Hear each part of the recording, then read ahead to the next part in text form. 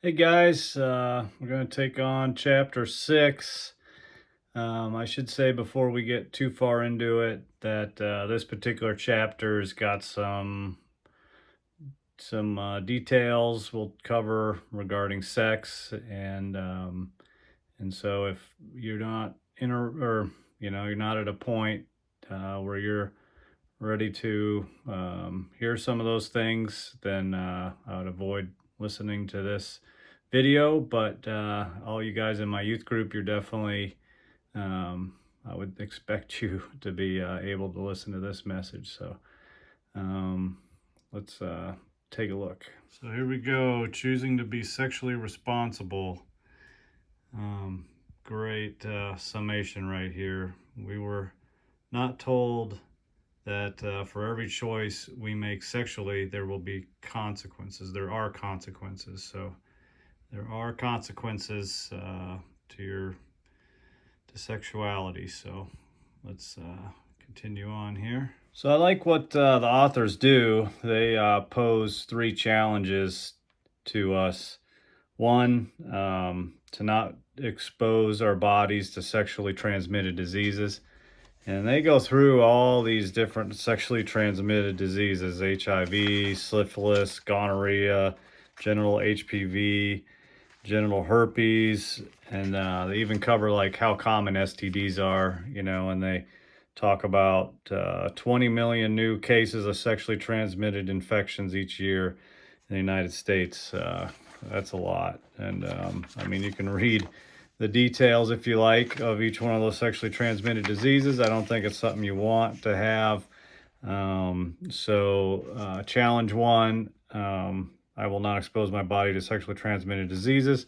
So what's that mean? That basically means you'll not engage in, prior to marriage, any oral sex or vaginal sex or anal sex, nothing like that. So that's how you avoid getting a sexually transmitted disease. So there's challenge 1. Here's challenge 2. I will have sex only after I get married. And I really like what they did in this chapter. In this first section here, they outline like someone who doesn't have sex before marriage, like basically how do you accomplish that thing. And I underlined here, like in relationships, they're likely to draw strong guidelines for all their dating relationships. They will not put themselves in situations where they're likely to compromise their decisions and abstain from sexual intimacy before marriage. So don't put yourself in that situation. Secondly, share with your dating partner your decision so that you can get help from their side on accountability. And most basic reason here, most young men are not in a position to be responsible for paying for a child that was conceived. I mean, yeah, of course. And then just for the record here, we think it's tragic, and I do as well, when we hear about certain athletes bragging about how many children they fathered with different women. But the truth of that is this is nothing but total irresponsibility. It's just a shame. Then up here, they take care of a myth. Many young men seem to think that if they use a condom, there's no way that a young girl will get pregnant.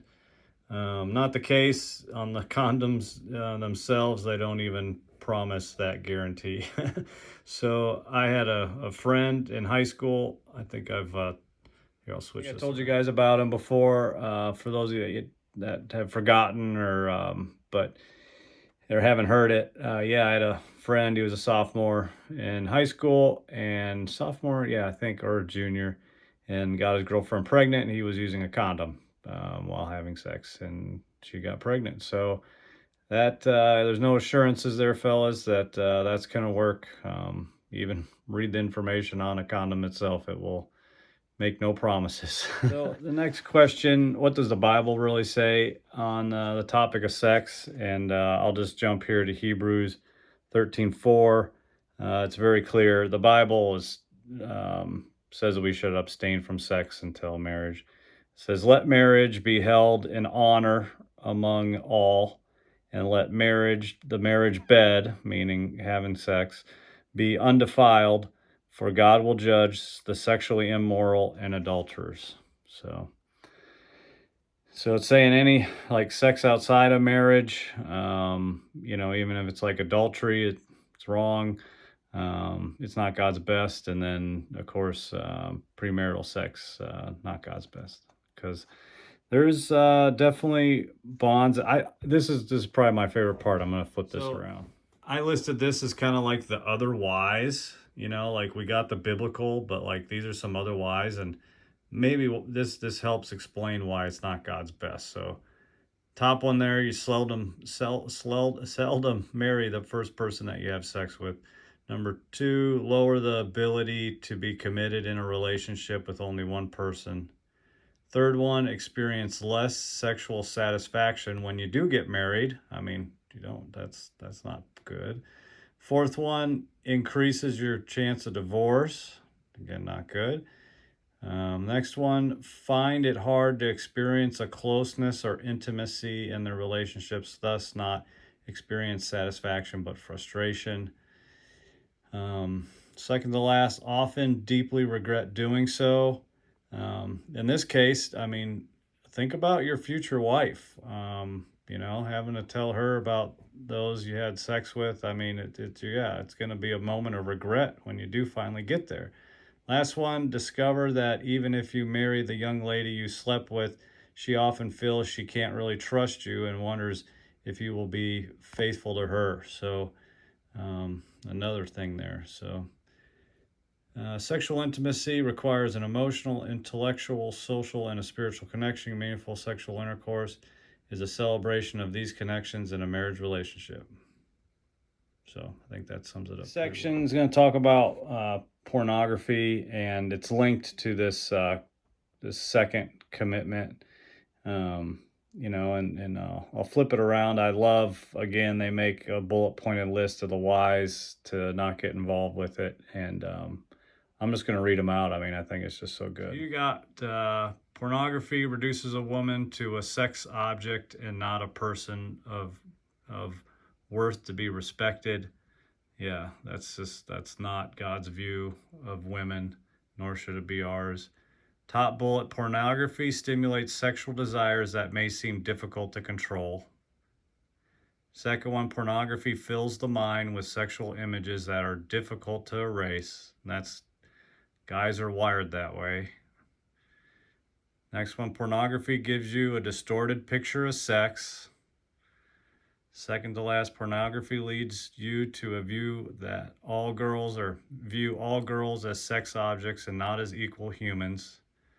Last one, pornography may give you the idea that girls are simply here to give you pleasure. I think there's more on the next page. Oh yeah, list goes on. That wasn't enough. Good points. Pornography exalts sex as the most important thing in life, and it's not. Following Jesus is. The second to last, pornography does not tell you that after viewing it, you often feel bad about yourself, resulting in shame and a poor self-image. Lastly, pornography does not tell you that it can become addictive and cause great problems when you get married. No wife wants her husband to be hooked on pornography. Yeah, imagine having to tell your wife, yeah, do you think your wife's gonna, future wife, when you talk to her, be like, yeah, I'm totally hooked on pornography, and I've slept with this many women. I mean, like, really, I don't think you want that to be part of your story. So that's just another why on it. Number three, I will not allow another male to touch my genitals. I think, and what is he talking about there? He says genitals, we mean penis, testicles, your butt. Unfortunately, this happens out here in our world. It's kind of a sick thing. So don't accept invitations to participate in this sort of thing. Don't be bullied into it. And if you ever feel like someone is asking you to do something that you don't want to do, say no, run away, and report it to your family, your parents, or somebody that you trust as soon as possible. And sometimes teenagers are reluctant to report such activity because they're fearful about the consequences. But if you don't help stop them, they're going to just continue to prey on other people. So, and this could happen with adult women forcing themselves on you, or older women as well. So keep your guard up. As each have a choice to make. And the challenges are, I will not expose my body to sexually transmitted diseases. 2, I will have sex only after I get married. 3, I will not allow another male to touch my genitals. And pornography, I'd say, is part of these. By avoiding pornography, you will make it easier to achieve these for sure. So I touched on these. There's these questions in here. I like some of these. How do you think pornography could hurt your relationship with your girlfriend if you have one, or your future wife?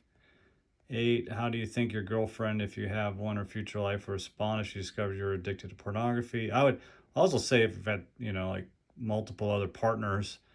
Number 9, how can you avoid pornography? So I hope you guys enjoyed that section. I think what was really good, I really liked all those extra whys. I think you all know that the Bible is pretty clear on this topic. And if you don't think so, I challenge you to bring that forward or bring that to me, and let's cover it, because I think it is very clear. So next section, wise decision number 7, choose to live longer and happier, avoiding drugs and alcohol. So that'll be our next section. Look forward to seeing you guys next time. All right, take care.